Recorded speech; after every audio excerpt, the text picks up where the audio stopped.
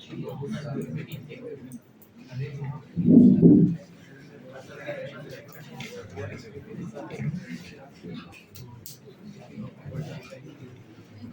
करके देखो number 1 Thomson atomic model.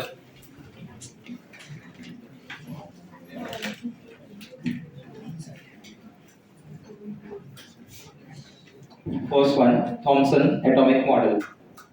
Number 2 उसी के नीचे लिख लेना। नंबर 2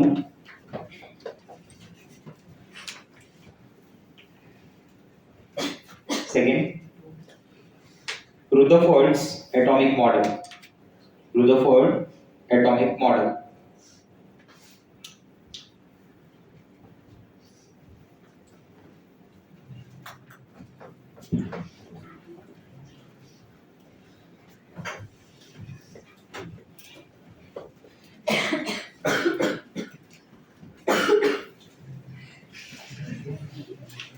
मंगाओ दवाई मंगाओ।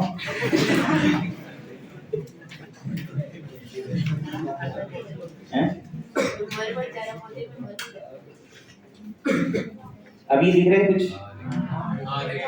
बराबर? हाँ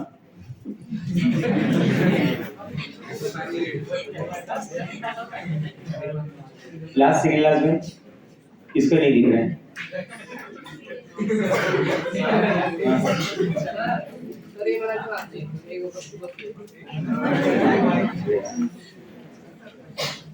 स्टॉप करें। चलो लेट्स सी। अरे 12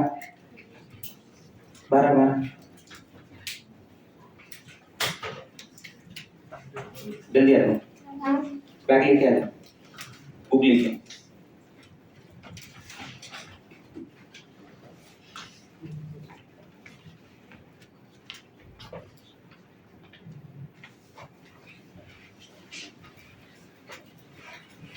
समझा ना क्यों बुलाया तेरे को? उधर ना बहुत दूर था, इधर ना बहुत पास था। इतने सेकंड में मेरा माइंड चेंज हो जाता। ठीक है, let's see. After the discovery of electron, proton, neutron, electron का डिस्कवरी हो गया, प्रोटॉन का डिस्कवरी हो गया, न्यूट्रॉन का डिस्कवरी हो गया, बराबर? इन सब की डिस्कवरी हो गई। अब क्वेश्चन ये आया कि अगर एटम के अंदर इतना कुछ है तो एटम दिखता कैसा है? अरे हाँ है ना, आपने किसी के बारे में बहुत कुछ सुना है, तो ये तो आएगा ना बाबा, दिखता कैसा है?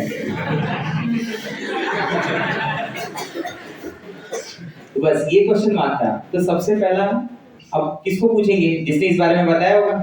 तो पहले किसने बताया था? थॉमसन। तो शुरुआत थॉमसन से हुई, बराबर? अब बोलने को तो ऐसा बोला जाता है कि थॉमसन सर वाटरमेलन खा रहे थे, तो उन्होंने वाटरमेलन का ही एग्जांपल ले लिया। अच्छा है, कुछ और नहीं खा रहे थे।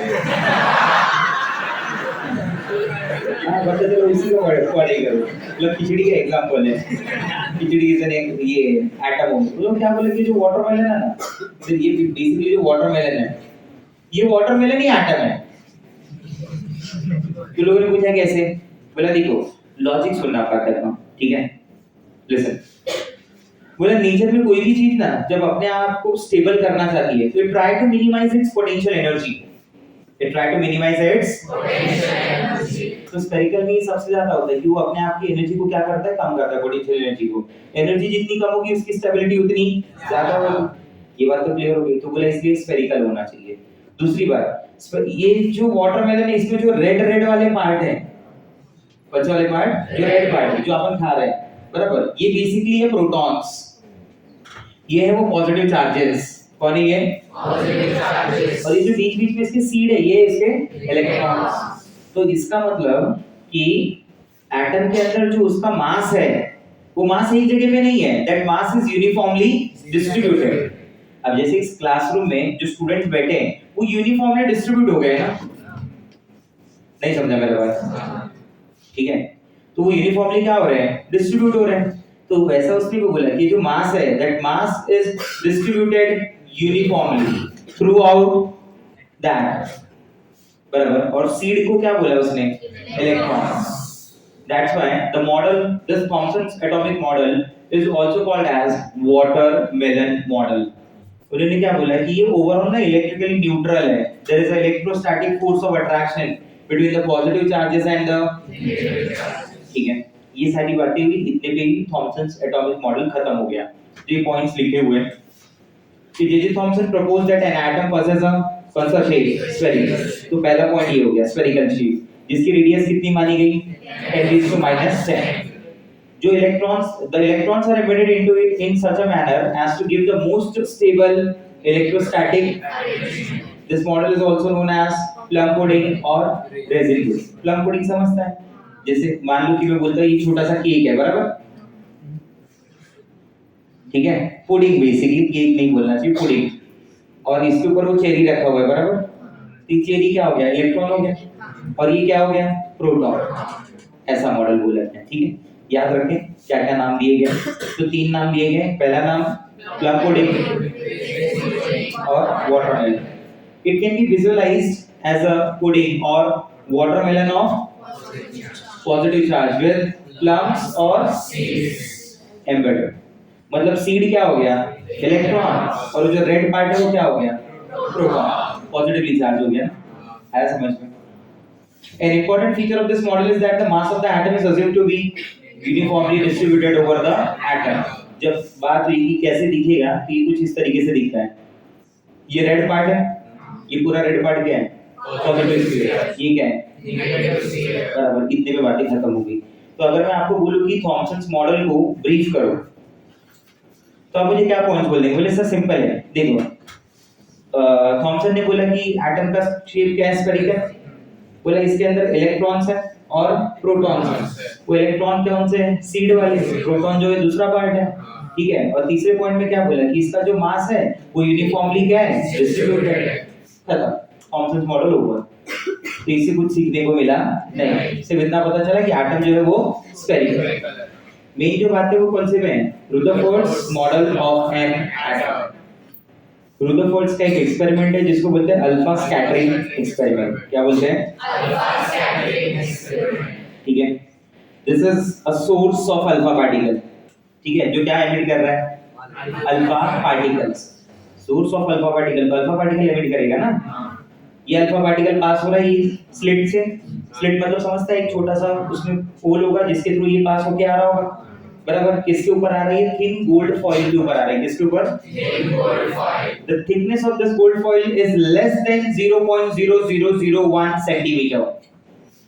-1 -2 -3 -4 -5 10⁻⁻⁵ सेंटीमीटर से भी उसकी थिकनेस क्या है, इतनी थिन गोल्ड फॉइल के ऊपर आप अल्फा पार्टिकल्स का बम्बार्डमेंट करा रहे हो, समझ रहे हैं, ठीक है।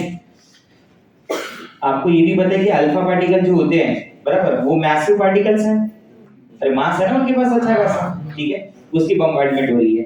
और ये जो दिख रहा है आपको ZNS स्क्रीन है, जिंक सल्फाइड स्क्रीन, ये क्यों लगाया है, ताकि अल्फा पार्टिकल जब इस स्क्रीन के ऊपर स्ट्राइक होगा, दिख रहा है, देखो, तो वो उसका ग्लो डेवलप होगा ना, मुझे पता चले, जैसे मान लो यहाँ पे मारा ऐसे जोर से, स्पॉट डेवलप हो गया, तो पता चला ना यहाँ पे अल्फा पार्टिकल स्ट्राइक हुआ, इसलिए क्या लगा दिया है, एक्सपेरिमेंटल। समझा क्या है ये, किस लिए, सोर्स ऑफ अल्फा पार्टिकल। ये स्लिट के थ्रू अल्फा पार्टिकल पास होगा, किस पे स्ट्राइक होगा, गोल्ड फॉइल के बाद कहाँ जा रहा है, मुझे किस पे दिखेगा, हाँ या ना, ठीक है। Now let's start. एक्सपेरिमेंट चालू किया, ये अल्फा पार्टिकल पास करना चालू कर दिया, ठीक है, अल्फा पार्टिकल पास हो रहा है।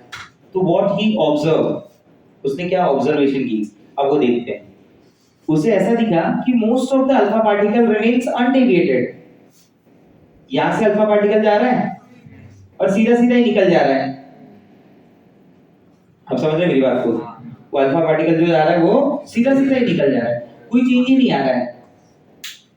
समझा, ये ऐसे कि देखो कैच करना, पास कर दे वहां से, ये सीधा सीधा चला गया ना, कोई बीच में कुछ डेविएशन आया, क्यों, क्योंकि को डेविएट करने के लिए था ही नहीं। अब मैं ऐसे एक भेजूं या 1000 भेजूं, कोई सब ऐसे ही जाएंगे ना। पॉइंट समझना, पहली ऑब्जर्वेशन उसकी क्या थी, most of the alpha particle remains undeviated. मतलब मैं क्या सोचूंगा मालूम है, कि गोल्ड का एटम ऐसा है, कि गोल्ड का एटम है, अरे हाँ है ना, ठीक है। और उसमें पार्टिकल अल्फा पार्टिकल ऐसे बाहर निकल रहा है, कुछ समझ आ रहा है मेरा बात? ये देखो ऐसे वो अल्फा पार्टिकल बाहर जा रहा है। Most of the alpha particle remains undeviated, see this, most of the alpha particle remain undeviated, see maximum alpha particle remain undeviated. इसका मतलब क्या कि जहां से अल्फा पार्टिकल पास हो रहा है वो जगह खाली, उधर कुछ है ही नहीं ना, हाँ या ना? ठीक है, इधर ऐसे फेंका कैच, अरे उम्मीद नहीं थी इसकी, तो ये अनडेविएट होके जाएगा, कोई रोक नहीं सकता, हाँ या ना? अब मान लीजिए इस तरफ से फेंकना है, ऐसे फेंकना है ऐसे, तो इधर रुक जाएगा ना, क्यों? ऑब्स्ट्रक्शन है बीच में, नहीं समझा मेरा बात? तो अगर पास होते जा रहा है, कंटिन्यू बाहर निकल रहा है, मतलब उनके रास्ते में कुछ, तो कंक्लूजन क्या है इसकी? इसकी कंक्लूजन ये आई कि अगर इतने अल्फा पार्टिकल पास हो रहे हैं ना, तो इसका मतलब most of the part of the atom is vacant, नहीं समझा? Most of the part of the atom is, उसका मैक्सिमम पार्ट तो वैकेंट है। Second, what you observe, second observation, किधर किधर ना उसको ऐसे कुछ डेविएशन दिखे, किधर किधर उसको कुछ ऐसे डेविएशन, ये देखिए ये ऐसे ऐसे, बराबर, ऐसा कुछ डेविएशन दिखा उसे,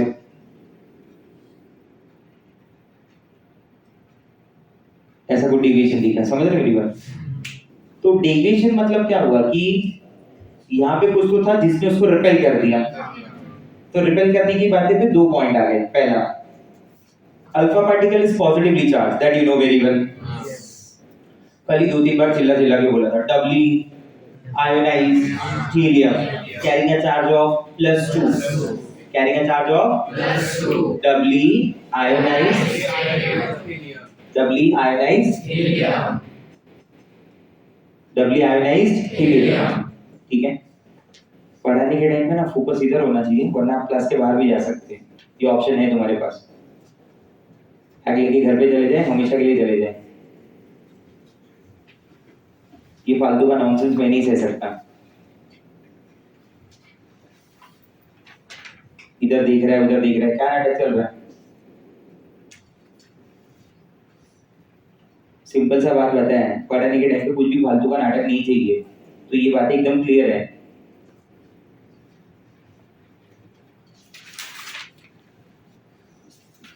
हाँ, पॉइंट समझा मैं क्या बोला था? अब डेविएट होने का मतलब क्या होता है? देखो, डेविएट दो वजह से डेविएट हुआ, पहला चार्ज, दूसरा मास, ठीक है?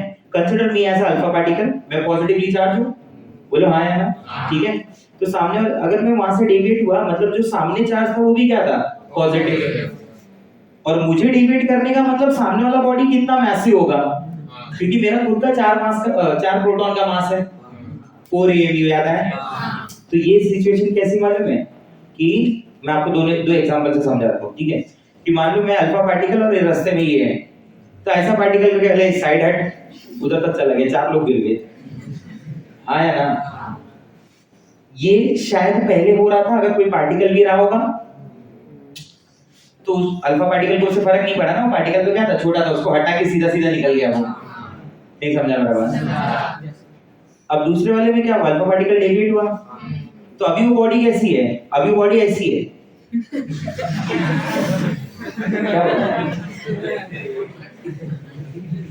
हंसने का क्या है इसमें? खुद का नहीं देख रहे बाबा, दुनिया इसी बात पे चल रही है, अपना नहीं देखने का, दूसरे को क्या है वो देखो पहला। खुद के मार्क्स में 30 के ऊपर नहीं जा रहे, दूसरे बोलेंगे कम लाया, 50 ही लाया, वैसा वाला है। वीडियो चल बाबा, तुम्हारे बेइज्जती हो जाएगा, मेरे को क्या है, मैं तो बोल के चला जाऊंगा। हाँ, जाते हैं तो फिर मैं ये भी बोलूंगा, ये सब लीड बैच में नहीं बोला 11th स्टैंडर्ड के, तो क्या किसी को पता नहीं चले कौन से बैच में बोला करके। अब वापस एग्जांपल समझाता हूँ, क्या आता है? एक तरफ मैं ऐसा अल्फा पार्टिकल हूँ, ठीक है? ये एक बॉडी है जो एकदम कम मास वाला बॉडी है, इसलिए फैन भी बंद रखा है, सॉरी।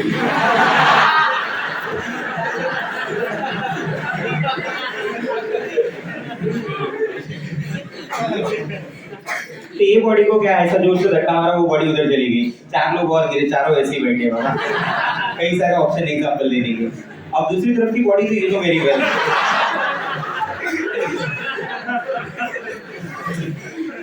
उसके भी आपस में वो बंदा दूसरे के ऊपर डालता है कि मैं नहीं हूँ, तू है। अब इधर क्या होगा, ये बॉडी तो मेरे को धकेल देगी कंफर्म है एकदम, ठीक है। तो इसका मतलब ये जो सामने बॉडी मिला वो अल्फा पार्टिकल से भी ज्यादा मैसिव है ना, और सिमिलर चार्ज है। सिमिलर मैंने बोला ना, दोनों बातें, मास का भी बात है और चार्ज का भी बात है। सेम चार्ज इसलिए रिपेल हो रहा है और ज्यादा मास है इसलिए उसको डेविएट कर रहा है, हाँ या ना। तो इसका कंक्लूजन क्या है उसके दिमाग में कि थॉमसन ने ये बात गलत बोली थी कि जो पॉजिटिव चार्ज होगा वो यूनिफॉर्मली डिस्ट्रीब्यूट होगा। अगर ऐसा होता तो ये चीज नहीं होनी चाहिए थी। इसका मतलब वो पॉजिटिवली चार्ज ना एक जगह पे कॉन्सेंट्रेट हो रहा है, वो यूनिफॉर्मली डिस्ट्रीब्यूटेड है। वो जो प्रोटॉन की चार्जेस है, पॉजिटिव चार्जेस, वो एक जगह पे कॉन्सेंट्रेट हो रहे हैं और वही है जो इसको डेविएट कर रहे हैं, आया ना। तीसरी बात में ये समझ में आया कि वेरी फ्यू अल्फा पार्टिकल, अभी वाले में था फ्यू, अभी वाले में वेरी फ्यू अल्फा पार्टिकल, वो कुछ ऐसे भी जा रहे हैं, ये देखो, very few alpha particle gets deviated by an angle of 180 degree, by an angle of 180, मतलब उसने इधर भी ZNS स्क्रीन लगा के देखा, ये पीछे की तरफ भी, इस तरफ भी, तो उसे ग्लो इधर भी दिया, तो और डर गया कि इस तरफ ग्लो कैसे आ रहे हैं। तो उसे समझ में आया कि कुछ अल्फा पार्टिकल जो है, पर ऐसा उसने देखने के लिए कई million of alpha particle pass किए। अब समझ रहे मेरी बातों को, कई million of alpha particle pass किए गए, जिससे ये समझ में आ रहा है कि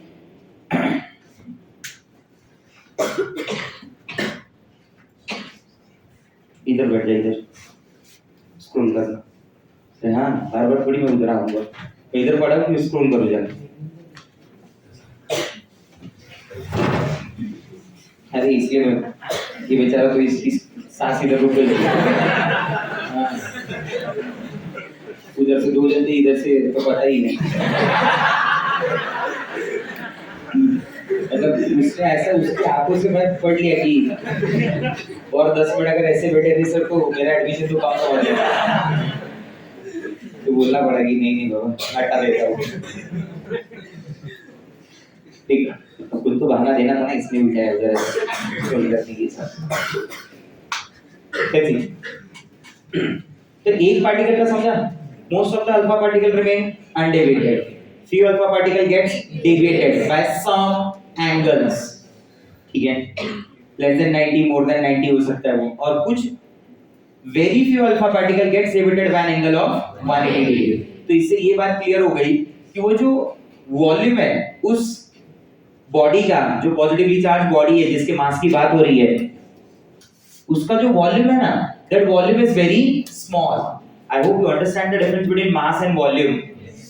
मास उसका बहुत ज्यादा है, उसका वॉल्यूम कम है, मतलब वो बॉडी एकदम छोटा है बट उसका मास बहुत, हाँ वैसा है। अब समझ रहे मेरी बात, मतलब शायद वो बॉडी ये है ऐसा, ये जिसको ये इधर मान लो ऐसे कि जिसको टकरा के ये वापस आ गया। टकराने का मतलब हुआ कि वहां तक नहीं पहुंचे, उसके बाद पहले ही वो रिटर्न हो जाएगा by an angle of 180 degree. अब समझे मेरी बात को, हाँ है ना। तो इससे क्या बात समझ में आ गई, इससे ये बात समझ में आ गई कि जो एटम का मॉडल है, जैसा बोला गया था कि ऐसा है कि इधर इतना पूरा पार्ट भरा हुआ है, ऐसा सब नहीं है, ये गलत है। एटम का मॉडल ऐसा है, स्फेरिकल तो है बट उसके अंदर जो पॉजिटिवली चार्ज बॉडी है ना, वो यूनिफॉर्मली डिस्ट्रीब्यूट नहीं है, वो इधर है। अगर ये दो एटम के मॉडल है तो ये सही है और ये गलत है, समझा। तो उसने प्रपोज्ड मॉडल में अपने ये सारी बातें लिखी। प्रपोज मतलब वही नहीं होता जो आप सोचते हैं, हाँ बातें बताना भी प्रपोज है। हाँ नहीं तो मालूम पड़ा प्रपोज पढ़ा, बोला क्या बाबा इधर ऊपर, हाँ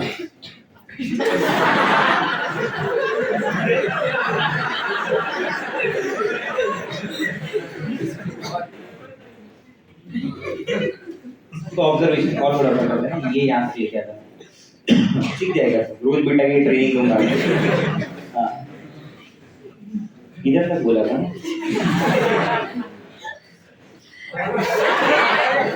The following observations were made from the experiment. वही जो मैंने आपको बोला कि most of the alpha particle remain undeviated without deflection ना. Some get deviated by less than 90, some get deviated by more than 90 degree, and very few alpha particle get deviated by an angle of 180 degree. समझ आया बात? ठीक है. तो उसकी conclusion क्या मिली? On the basis of the observation, Rutherford drew the following conclusion regarding the structure of atom. Most of the space in the atom is empty. मतलब बहुत सारी जगह ऐसी जो खाली है. समझ आया बात? A few positively charged alpha particle were deflected. The deflection must be due to enormous repulsive forces. Positive charge का रिपल्शन होगा ना. अगर मैं खुद अल्फा पार्टिकल हूं तो मुझे डिविएट करने वाली बॉडी भी मैसिव होनी चाहिए. नहीं समझा मेरा बात? इसी एग्जांपल का तो मैंने दिया ना वहां पे कि अगर कोई लाइट बॉडी होती, छोटा पार्टिकल होता, एक दो प्रोटॉन है, तो अल्फा पार्टिकल को डिविएट ही नहीं कर सकता. उसको धक्का मार के अपन खुद ही हटा देते थे. नहीं समझा? क्लियर हो रहा है ये point? So alpha particles were the deflection must be due to enormous repulsive forces, showing that the positive charge of the atom is not spread throughout the atom. ये गलत है, ये सही है. आप समझे मेरी बात को? तो ऐसा उसने समझाया.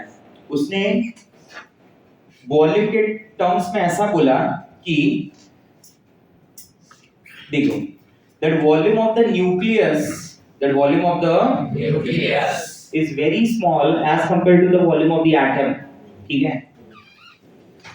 जैसे मैं मार्बल्स की बात करता हूँ. मार्बल पता है? मार्बल वो जो ऐसे खेलने के लिए यूज करते हैं ना. हाँ, तो हरकतें सुधार लो अपनी. ठीक है. कहाँ से बिलोंग करते हो पता नहीं. बंद कर वीडियो.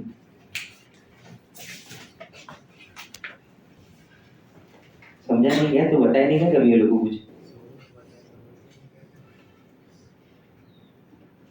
इंसान की अपनी इज्जत अपनी हाथों में रहती है. क्यों अननेसेसरी? बहुत सारी पॉइंट्स है मेरे पास तुमको क्लास के बाहर निकालने के. पिछले 20 लेक्चर का पढ़ाया हुआ तुम्हें थोड़ी याद रहेगा हमेशा. कभी भी कुछ भी पूछ के बाहर निकाल दूंगा. फुल मजा रिवाइज करके आए. बैठो शांति से. फालतू की अपना एटलीस्ट. चलो ध्यान दो. क्या बोल रहा था मैं? किस बारे में बता रहा था? वॉल्यूम के बारे में ना. हाँ, मैं बोल रहा था कि चलो मैं ये बोल रहा था. देखो, मैं तो ये नहीं कि तुम बैठे रहो एकदम स्टैचू बन के. सुनना है, समझना है, डिसिप्लिन मेंटेन होना चाहिए. आया समझ में बात? ये नहीं कि क्लास में कोई कुछ भी बोल रहा है अपने हिसाब से. मैं एक वर्ड बोल रहा हूँ तो तुम उसकी 4 बातें मुझे बता रहे हैं. तुम उस स्टेज पे नहीं है कि ये सब बोल सको. क्लियर है? ठीक है. और ये सबके लिए ये बात है. बॉयज गर्ल्स कोई भी हो, डिसिप्लिन मेंटेन होना जरूरी है. आपसे डिसिप्लिन मेंटेन नहीं हो सकता, आप घर जा सकते हैं. मैं आपको घर बुलाने नहीं आया था. समझे मेरी बात? ठीक है. 2-4 लोग कम भी रहेंगे चलेगा. डिसिप्लिन मेंटेन होना जरूरी है. उससे बाकी के लोग अपने आप खराब हो जाते हैं. तुम्हारे लिए तुम्हारा फ्यूचर नहीं होगा. कुछ लोग हैं यहाँ पे जिनके लिए उनका फ्यूचर बहुत जरूरी है. ठीक है. देखो, मैं ये बोल रहा था कि मैं जो मार्बल की बात कर रहा था कि आप ऐसा सोचो कि क्रिकेट का ग्राउंड है, उसकी रेडियस ले ली. लिसन, वो ध्यान से सुनना ये बात को. कैसे वॉल्यूम को रिलेट कर रहा हूँ. क्रिकेट का ग्राउंड है, उसकी रेडियस ले ली, उसका वॉल्यूम आ गया. आया ना? उसी क्रिकेट के ग्राउंड में बीचों बीच में वो मार्बल रखा हुआ है, गोटी रखी हुई है. बराबर. अब दोनों को कंपेयर करो. वो मार्बल जो है ना, that is volume of the nucleus, और क्रिकेट का ground is volume of the atom. That इतना डिफरेंस है भाई. नहीं समझे मेरी बात? डिफरेंस समझ रहे क्या बताना चाहता हूँ? कि मतलब इतना बड़ा सर्कल ड्रॉ किया है और उसके बीच में ये भी शायद बहुत बड़ा हो जाएगा. इतना डिफरेंस है. मैथमेटिकली देखते हैं. मैथमेटिकली देखते हैं. वॉल्यूम ऑफ द न्यूक्लियस, ये वॉल्यूम ऑफ द एटम. चलो पहले वॉल्यूम ऑफ द एटम लिख देता हूं. ठीक है. Divide by the volume of the nucleus.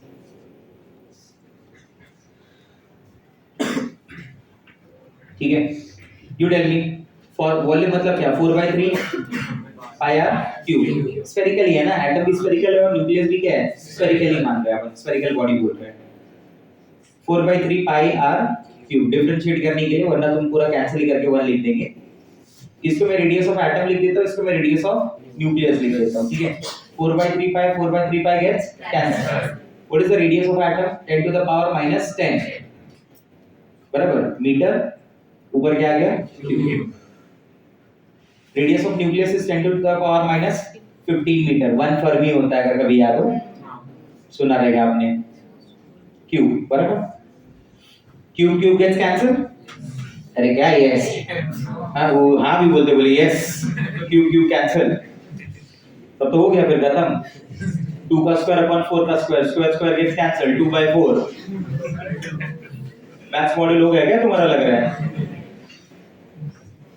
ये देखो, मैं तो बोलता हूँ मैथ्स मॉडल में एंगल फैंगल पढ़ाने से अच्छा पहला क्यूब और स्क्वायर कैंसिल नहीं होता वो पढ़ाए।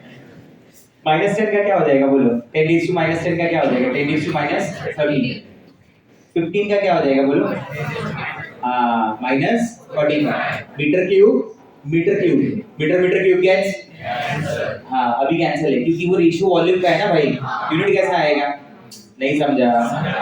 ये ऊपर गया, क्या बचा? 10 to इक्वेशन देखो क्या बनी, समझ पाते हो तो? Volume of the atom is equal to 10 raised to 15 times of volume of the नहीं समझ लो? मतलब मैं ऐसा बोलना चाहता हूं कि A पर्सन है और B पर्सन है और दोनों के बीच में अमाउंट का इतना डिफरेंस है कि अगर B के पास 10 रुपए हैं तो A के पास 10 raised to 16 है। अरे भाई 10 raised to 9 के बाद तो मुझे नंबर नहीं समझ आते। 10 raised to 6 is 1 million, 10 raised to 9 is 1 million। ये 10 रुपए है, ये 10, 10 raised to 16 है, कितना डिफरेंस है सोचो? नहीं समझा? समझा। हाँ है ना? क्लियर हो रही बातें क्या बोल रहा हूँ? ठीक है। रेडियस के टर्म्स में क्या बोलोगे? देखो रेडियस का फर्क तो समझ में आ रहा है आपको। इसकी रेडियस क्या है? 10 टू द पावर -10। इसकी रेडियस क्या है? 10 टू द पावर -15। ऊपर गया तो क्या होगा? 10 raised to 15 और ये 10 raised to -10, कितना बचा? 10 raised to 5। तो क्या उस हिसाब से मैं ऐसा लिख सकता हूँ कि that radius of atom is equal to 10 raised to 5 times the radius of nucleus. बात समझ में आ रही है? तो क्या मैं उसी को ऐसे भी लिख सकता हूँ, दैट इज डायमीटर लिख दो ना। अरे क्या फर्क पड़ता है, हाँ या ना? Diameter of the atom is equal to 10 raised to 5 times diameter of the, आप समझे मेरी बात को? इसको कंपेयर में करके बताता हूँ तुम्हें कि अगर क्रिकेट की बॉल की रेडियस है, क्रिकेट के बॉल का अगर वो न्यूक्लियस की रेडियस है तो वहां से लेके 5 किलोमीटर तक क्रिकेट का ग्राउंड माना जाना चाहिए, इतना बड़ा। नहीं समझा? क्रिकेट की बॉल का रेडियस माना तुमने? ठीक है,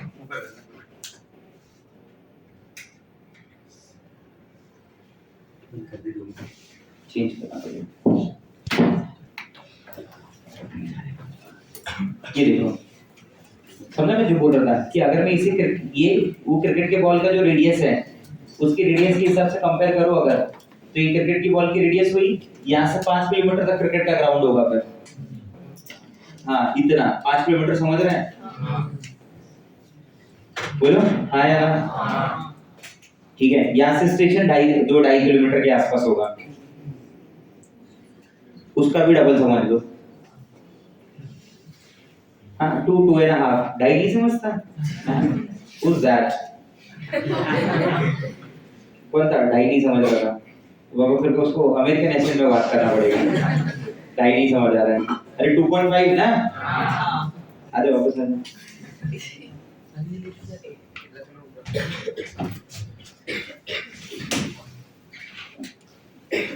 वो जगह ले रहा है तू बैठने के लिए?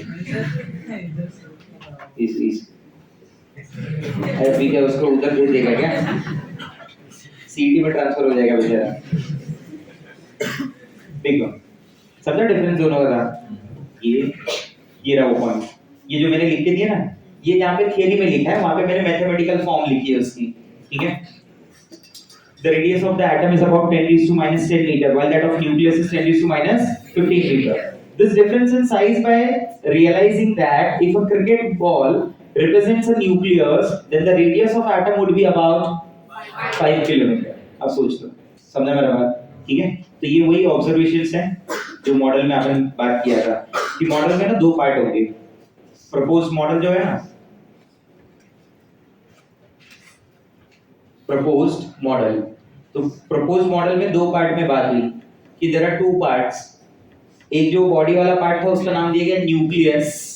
क्या पार्ट दिया गया? न्यूक्लियस. बराबर. और एक जो बाहर का पार्ट है, बराबर, जिसे मैं बोल देता हूँ, चलो मैं भी के लिए बोल देता हूँ, extra nuclear part. This is the nucleus part. This is extranucleus part. This nucleus consists of proton and neutron. Proton and neutron are togetherly called nucleon. Extranuclear part में कौन present होगा? Electron. Electron revolve around the nucleus in a circular path called. सुना है ये? तो ये सारी चीजें लिखी हुई थी. Electrons and the nucleus are held together by electrostatic force of attraction. The number of positively charged particle in an atom is exactly equal to the number of extra nuclear electrons. ठीक है? आया बात समझ में? चलिए. Now what are the drawbacks? अब drawback क्या था पता है? कि रुदरफोर्ड ने जब ये सारी बातें समझाई, ठीक है, जैसे मान लो कि ऐसे जब कोई ऐसा कुछ डिस्कवरी होती है ना, तो वो बताते हैं साइंटिस्ट, बाकी के साइंटिस्ट को बता दे कि ये चीजें ऐसी हुई, इसमें ये डिस्कवरी हुई, ये बनाया. तो रुदरफोर्ड ने पूरा मॉडल समझाया, सब कुछ बताया, जैसे मैंने आपको बोला, आपने समझा, कंक्लूजन दिया, वैसे ही हुआ. ठीक है? तो उसमें साइंटिस्ट मैक्सवेल ने क्या बोला कि मैक्सवेल की थ्योरी है, बराबर, मतलब मैक्सवेल ने नहीं बोला, मैक्सवेल की जो थ्योरी है, मैक्सवेल थ्योरी क्या बोलती है कि Q1 Q2 are the two charges. Q1 और Q2 ये दो चार्ज हैं, पॉजिटिव और नेगेटिव, और एक चार्ज जो है ना वो दूसरे चार्ज के अराउंड रिवॉल्व हो रहा है. रिवॉल्व होने का मतलब घूम रहा है, उसके आसपास चक्कर लगा रहा है. तो जब चक्कर लगाएगा ना आसपास, तो उसकी एनर्जी कम होती जाएगी, और जब एनर्जी कम होती जाएगी तो स्टेबल होता जाएगा. तो एक ऐसी सिचुएशन आएगी जब Q1 और Q2 के बीच का डिस्टेंस जीरो हो जाएगा. नहीं समझा? अब वही Q1 Q2 अगर मैं इलेक्ट्रॉन और न्यूक्लियस को सोचूं, ये देखना, ये कौन है? ऊपर करना.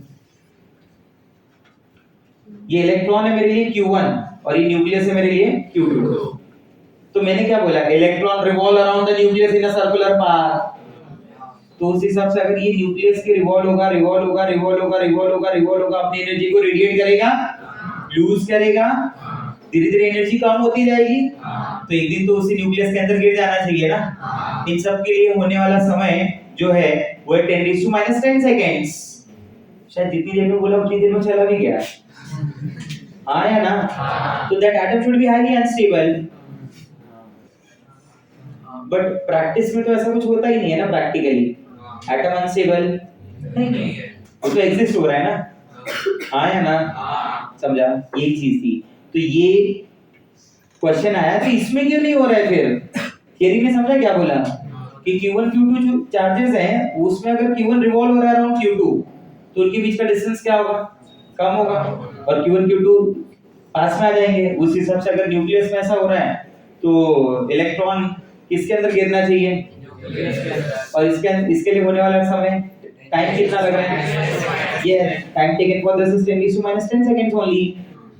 तो उस हिसाब से तो atomic model proposed by Rutherford must be unstable. But असलियत में तो ये ऐसा नहीं है ना. तो ना द क्वेश्चन इज व्हाई. हाँ या ना? मुझे एक्सप्लेन करना पड़ेगा ना ऐसे क्यों नहीं हो रहा है. ये चीज तुम मुझे पूछ लेते हैं कि सिर्फ दो चार्ज पार्टिकल है, तो जब वो पार्टिकल घूमेगा तो अपनी एनर्जी को रेडिएट करेगा. अरे मैं किसके आसपास भी घूमूं बाबा, तो एनर्जी तो जाएगी ही ना. वो पैसे के टर्म्स में भी जाएगी. हाँ या ना? और वो बॉडी के टर्म्स में भी जाएगी ना. ऐसा थोड़ी मैं खड़ा भी रहूंगा तो ऐसा थोड़ी कि ऐसी बॉडी जो है रह सकती है, नहीं ना. हाँ या ना? एनर्जी जाता है ना अपना. आप बैठे हो कभी भी, आप 4 बार डब्बा खा रहे हैं, 4 ब्रेक में खा रहे हैं, आते तब एक बार, फिर ब्रेक में 2 बार, ब्रेक शुरू होने पे, ब्रेक खत्म होने पे, फिर वापस एक बार ब्रेक में, जाने के टाइम भी कुछ लोग खा के जाते हैं.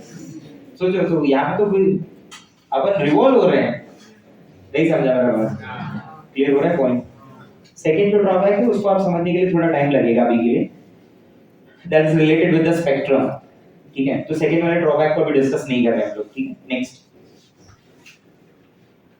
तो यहाँ पे ना रुदरफोर्ड का स्टोरी खत्म। तो रुदरफोर्ड की स्टोरी से क्या कंक्लूजन मिल गया? रुदरफोर्ड की स्टोरी से कंक्लूजन ये मिल गया कि एटम स्फेरिकल है, दो पार्ट है, न्यूक्लियस और एक्स्ट्रा न्यूक्लियर। न्यूक्लियस के एक छोटा पार्ट है जिसमें प्रोटॉन न्यूट्रॉन है और इलेक्ट्रॉन आसपास उसके क्या हो रहे हैं? घूम रहे हैं। जब जहां इलेक्ट्रॉन घूम रहे हैं उनको ऑर्बिट बोला गया, यस और नो? ठीक है। प्रॉपर्टीज ऑफ द न्यूक्लियस जो वहां पे मैंने बोला कि कंसिस्ट ऑफ प्रोटॉन न्यूट्रॉन, बराबर, ये सारी चीजें। यहाँ पे एक इंपॉर्टेंट पॉइंट जो है वो यहाँ पे लिख के दे रहा हूं मैं आपको। किसी भी अगर न्यूक्लियस की रेडियस कैलकुलेट करनी है तो calculate the radius of nucleus, formula यही है। तो r है into a raised to 1/3, this is the formula to calculate the radius of the nucleus, where a is mass number, everybody knows, r naught जो है ना वो constant है। इस कांस्टेंट की जनरली वैल्यू हम लोग लेते हैं 1.2 into 10⁻⁻15 मीटर के आसपास। और rn क्या है? That is radius of nucleus. अब समझो मेरी बात, ठीक है? तो अगर मैं एक एग्जांपल देता हूं इस बात को समझने के लिए कि मान लो मुझे पूछा गया कि 27 एल्यूमिनियम, इसके लिए रेडियस कैलकुलेट करो, ठीक है? तो a तो मुझे पता है मास नंबर कितना है 27, तो रेडियस ऑफ न्यूक्लियस मिल जाएगा? बोला हाँ मिल जाएगा। r नॉट तो कितना मानना है? 1.2 into, और ये तो क्या हो गया? क्यूब रूट ऑफ 27, वही हुआ ना ये 27 raised to 1/3, तो ये हो गया 1.2 into 10⁻⁻15, और ये क्या हो गया 3, तो ये हो गया 3.6 into 10⁻⁻16, that is the radius of nucleus. नहीं समझा? क्लियर हुआ ये बात? ठीक है। तो ये कुछ न्यूक्लियस के बाकी सारे पॉइंट्स तुम्हें पता ही है कि न्यूक्लियस कहाँ पे होगा? Centre of the atom. किसके उसके पास क्या क्या रहेगा? प्रोटॉन और न्यूट्रॉन। कैसे टाइप की बॉडी है? पॉजिटिव है। अरे हाँ है ना? वो पॉजिटिव क्यों है? क्योंकि उसके अंदर प्रोटॉन्स है जो पॉजिटिवली चार्ज है, हैवी है। यस यस और नो? बराबर। बाकी वॉल्यूम और रेडियस तो तुम पहले ही बता चुके हो कि volume of atom is 10⁻15 times of volume of nucleus, radius of atom is 10⁵ times of radius of nucleus. नहीं समझा? क्लियर हुई बात है? सही है नो? यस। ठीक है, चलिए नेक्स्ट बात करते हैं Moseley experiment, discovery of atomic number.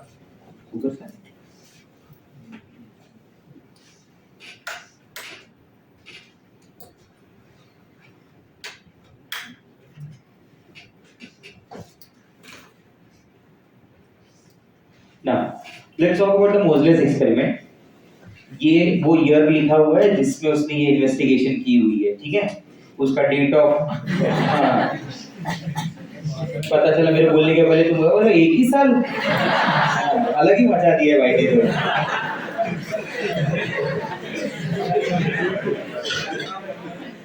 बोला हमारा तो 5 साल के बाद स्कूल में नाम आता है। देखो लेट्स सी, अभी तो 3 साल के स्कूल में नाम आ जाता है ना, घर वाले बोलते जा बाबा।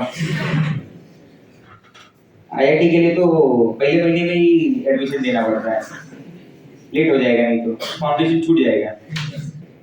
सुनो, तो डिस्कवरी ऑफ एटॉमिक नंबर के बारे में बात कर रहा है, ठीक है? हेनरी मोज़ले के बारे में बात हो रही है। He died at the age of around 27-28 year, 27-28 साल की उम्र में डेथ हुआ है, ठीक है? और जब ये डिस्कवरी हुई थी तो अराउंड 23 इयर्स, बराबर, 23 साल, बराबर। जब अपने इधर लोग सच्चा प्यार ढूंढ रहे तो उसने एटॉमिक नंबर का डिस्कवरी कर दी है, बराबर। बेसिकली वो जो काम कर रहा था ना, फिजिक्स रिलेटेड काम कर रहा था। He was working on the radio activity, वो शायद रेडियो एक्टिविटी के बारे में पढ़ रहा था, बराबर। आपको याद है कल मैंने एक पॉइंट बताया था कि वो जो इलेक्ट्रॉन्स की cathode rays, when this cathode rays strikes on a metal plate they produce X rays, बराबर। तो ये बेसिकली ना उसी के बारे में, मतलब उन्हीं रेडिएशंस के बारे में समझ रहा था, रेडिएशंस के बारे में पढ़ रहा था। 32-38 एलिमेंट के आसपास उसने पढ़े थे, 38 एलिमेंट के आसपास। इन सब एलिमेंट्स को उसने इन्वेस्टिगेट किया, पढ़ा, समझा। उसके सामने एक नया बात क्या आया निकल के कि मोज़ले एक्सपेरिमेंट में, when this electrons strikes on a metal plate, कौन सी मेटल के बारे में है वो लिखा हुआ भी है। He investigated the X-ray spectra of 38 different X-ray spectra मतलब ऐसा नहीं कि एक सिंगल लाइन है एक्सरेज की, एक्सरेज का पूरा एक बंच ऑफ लाइन है, आप समझ रहे हैं? ठीक है, एक्सरेज का पूरा बंच ऑफ लाइंस है, ठीक है। ये बहुत ज्यादा तो डिटेल में नहीं है, बट जो पॉइंट्स मैं बोल रहा हूँ उनको सुनना ध्यान से, ठीक है, क्योंकि इसके बारे में सारी बातें अपने सिलेबस का पार्ट नहीं है। तो when these electrons strikes on a metal plate, ये सामने से प्रोड्यूस कर रहा है एक्स रेज। क्या प्रोड्यूस कर रहा है? X rays. उसने इन एक्स रेज का स्टडी किया, एक नहीं, दो नहीं, तीन नहीं, बहुत सारे एलिमेंट्स में किया, ठीक है। And what he found that frequency of these X rays, frequency of these X-rays is proportional to a particular number, is proportional to a particular number called Z। उसने उस नंबर को Z से represent किया और उस Z को नाम दिया एटॉमिक नंबर, जो आप पढ़ चुके हैं, हाँ या ना? और उसने Z को बोला कि atomic number is a fundamental property of an element. इस तरीके का है वो, उसने उसे रिलेट किया ह्यूमंस के फिंगरप्रिंट से, मतलब मैं उस तरीके से रिलेट कर रहा हूं आपको कि एटॉमिक नंबर वैसी प्रॉपर्टी एलिमेंट की। क्या मेरा फिंगरप्रिंट सेम है किसी को? नहीं। मोबाइल में जो फिंगरप्रिंट लॉक दिया इसीलिए दिया है ना। आपका फिंगरप्रिंट किसी और को सेम रहे तो अगले दिन पहले आप मार खाएं, बाद में नाश्ता खाएं, आपकी हरकतें वैसी है।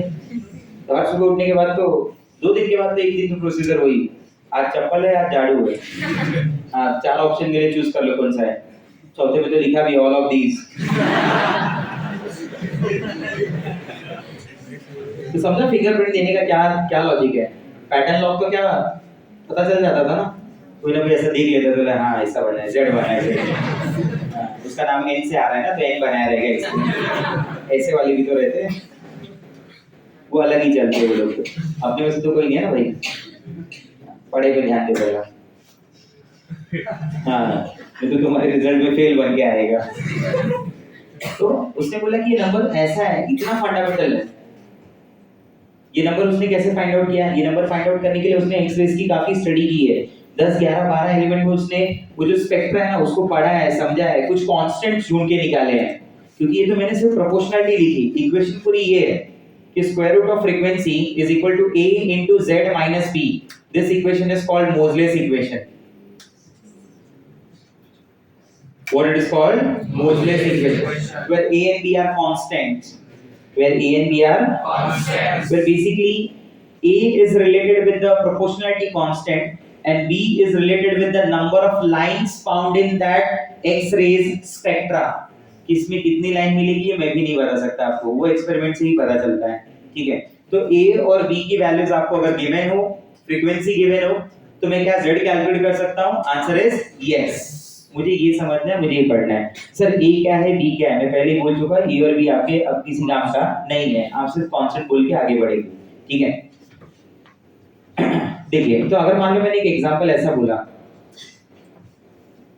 ठीक है, मैंने एक एग्जांपल ऐसा बोला कि मान लो ए की वैल्यू 1 है और बी की वैल्यू भी 1 है, मान लो, ठीक है। And the square and the frequency is 400 hertz. Frequency is 400 hertz. अगर ऐसा डेटा उसके पास अवेलेबल था तो क्या वो उस एलिमेंट के लिए z निकाल पा रहा था? हाँ, मैं ये बात समझाना चाहता हूँ बस। एक्सपेरिमेंट में क्या है वो अपने काम का नहीं है अभी के लिए, मतलब हम उतना नहीं समझ सकते, ठीक है। z क्या लिखा जाएगा? बोलो z कैसे लिखा जाएगा? स्क्वायर रूट ऑफ फ्रीक्वेंसी क्या हो गया? 400 बराबर a into z minus b। a की वैल्यू 1, b की वैल्यू 1, तो क्या मैं z minus 1 डायरेक्ट लिख दूं? स्क्वायर रूट ऑफ 420 माइनस 1 इकडे आला तर तो z कितना हो गया? 21। आप समझ पाए मेरी बात को? बोलिए हाँ या ना? ठीक है, ऐसे वो दे दे कि a की वैल्यू 1 है, b की वैल्यू 1 है और जो फ्रीक्वेंसी दी गई है वो फ्रीक्वेंसी मान लीजिए 900 है। वो फ्रीक्वेंसी क्या है? 900।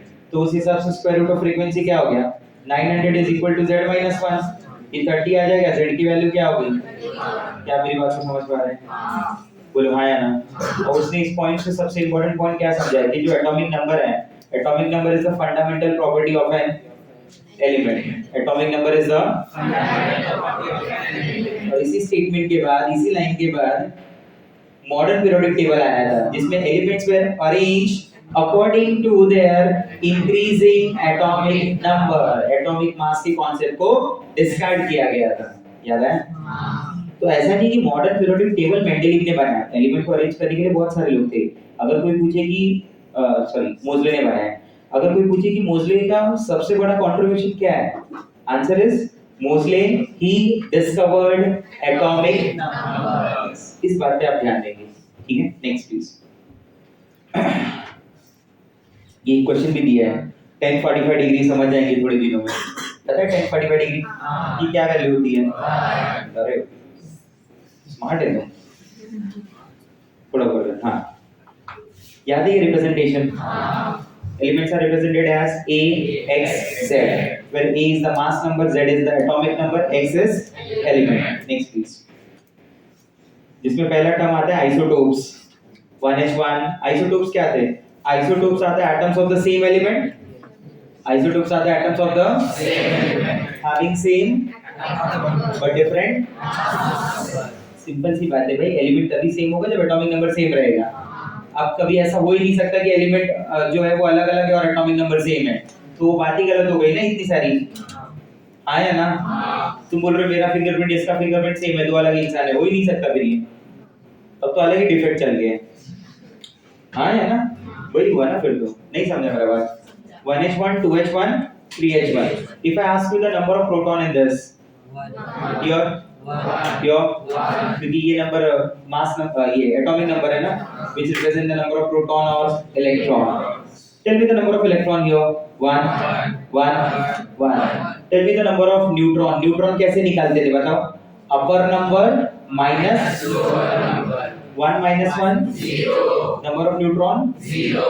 here 1 2। तो इनके बीच में क्या प्रोटॉन के नंबर का डिफरेंस है? क्या इलेक्ट्रॉन के नंबर का डिफरेंस है?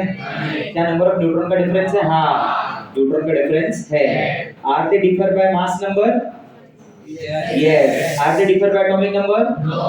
Are they atoms of the same element? Yes. तो क्या सिमिलैरिटी है, क्या डिफरेंसेस है, वो नीचे टेबल में दिया हुआ है, ठीक है? Isodiaphers are basically those elements which have same value of n minus p। p मतलब क्या? प्रोटॉन। क्या वही प्रोटॉन तो एटॉमिक नंबर भी होता है ना, और एटॉमिक नंबर की रिप्रेजेंटेशन क्या बताई थी? z।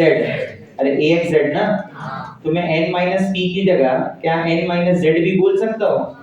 क्या फर्क पड़ता है? देखो n minus p, इसका प्रोटॉन कितना था? 7। चल पहले न्यूट्रॉन बता, न्यूट्रॉन कैसे आएगा? 14 minus 7, तो ये क्या हो गया? 7 minus 7। इसका न्यूट्रॉन कैसे आएगा? 16 minus 8 8। उसका प्रोटॉन कितना है? 8। तो 8 minus 8 0। तो जिसके पास न्यूट्रॉन माइनस प्रोटॉन का नंबर सेम हो उसे बोला जाता है आइसोटोन्स, ठीक है? Next, isotones. आइसो वर्ड का मतलब समझ में आ गया होगा, सेम। आइसोटोन मतलब it possess same number of neutron. ये सेम नंबर ऑफ न्यूट्रॉन 30 है, 30 minus 14 31 minus 15 32 minus 16। तो बेसिकली क्वेश्चन कैसे पूछेगा वो क्या करेगा? ऐसे ऐसे दो एग्जांपल ले लिए, 30 सिलिकॉन 14, 31 फास्फोरस 15। ऑप्शंस नीचे लिखे हुए हैं। Isotopes, isotones, isodiaphers, none of these. Isotope के लिए क्या? Atom of the same element. क्या सेम एलिमेंट है? आइसोटोप उधर ही कैंसिल हो गया। नहीं समझा? क्लियर है? मैंने देखा 13 minus 14 कितना है? 16। बराबर, ये 16। फिर मैंने 16 minus 14 करके देखा, 2 आ रहा है। 31 minus 15 क्या आया? 16 minus 15 करके देखा 1। दोनों वैल्यू अलग अलग आएगी। इसका न्यूट्रॉन माइनस प्रोटॉन, इसका न्यूट्रॉन माइनस प्रोटॉन सेम नहीं है, तो ये आइसोडाइवर्स भी नहीं है। फिर मैंने देखा इसका न्यूट्रॉन 16 है, इसका न्यूट्रॉन भी 16, मतलब न्यूट्रॉन का नंबर सेम, तो they are called isotopes. Next please, आया समझ में बात? आइसो बार, बार वर्ड का मतलब होता है मास। बार वर्ड का मतलब क्या होता है? मास। दिख रहा है 40 40। एलिमेंट सेम है अलग है? अलग है, उससे फर्क नहीं पड़ रहा है मेरे को, लेकिन उनका मास नंबर क्या है? Same. Iso electronic, the most important one, जो आज तक एग्जाम में 2 से 3 बार पूछा गया है, ठीक है? आइसो वर्ड का मतलब क्या बताया आपने? इलेक्ट्रॉनिक मतलब बराबर ऐसी species which consist of same number of ऐसी स्पीशीज which consist of ऐसे स्पीशीज which consist of ऐसे species which consist of are called iso। Carbon दिख रहा है? कार्बन कार्बन में कितने इलेक्ट्रॉन होते हैं? 6। ये बात पता है सबको? CARBON carbon 6। अगर मैंने इसके ऊपर -1 डाल दिया तो कितने हो गए? पक्का?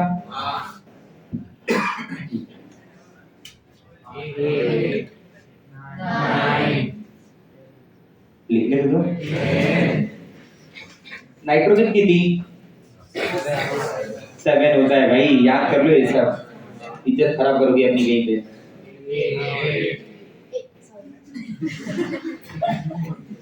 ये बाबा अलग मैच चल रही है। लोग गलती होने के बाद याद बोला बाबा किसके सामने गलती हो गया। अरे दोनों के पास सेम नंबर ऑफ इलेक्ट्रॉन ना, तो are they isoelectronic? Yes. तो नंबर ऑफ इलेक्ट्रॉन सेम तो उनको बोलते हैं आइसो इलेक्ट्रॉनिक। क्लोरीन का कितना होता है? 70। एक आया तो कितना? आर्गन का कितना होता है? 18 होता है भाई। पोटेशियम का कितना इलेक्ट्रॉन होता है? 19। उसका एटॉमिक नंबर लिखा हुआ है नीचे, उसमें प्लस दिख रहा है, मतलब एक इलेक्ट्रॉन बाहर जा रहा है तो कितना हो जाएगा? 18। कैल्शियम कितना होता है? 2 इलेक्ट्रॉन बाहर गया तो क्या हो जाएगा? आया समझ में? तो जिसके पास सेम नंबर ऑफ इलेक्ट्रॉन होगा उसे बोलते हैं iso electronic. The last one is isoesters. The last one is isoesters. Those species which have the same number of atom and same number of electrons. ये देखो N2 और CO कितने atom हैं? इधर कितने एटम हैं? बराबर। नाइट्रोजन का इलेक्ट्रॉन कितना होता है मालूम है? 7। 7 × 2 14। कार्बन का 6, ऑक्सीजन का 8, कितना? 14। नंबर ऑफ इलेक्ट्रॉन सेम ही है ना? नहीं समझा? तो जब नंबर ऑफ इलेक्ट्रॉन और एटम दोनों सेम तो दे आर कॉल्ड आइसोएस्टर्स। ठीक है, ऊपर करना। ये एग्जांपल्स दिए हुए देख लेना, कल परसों में नोट्स मिल जाएगा आपको।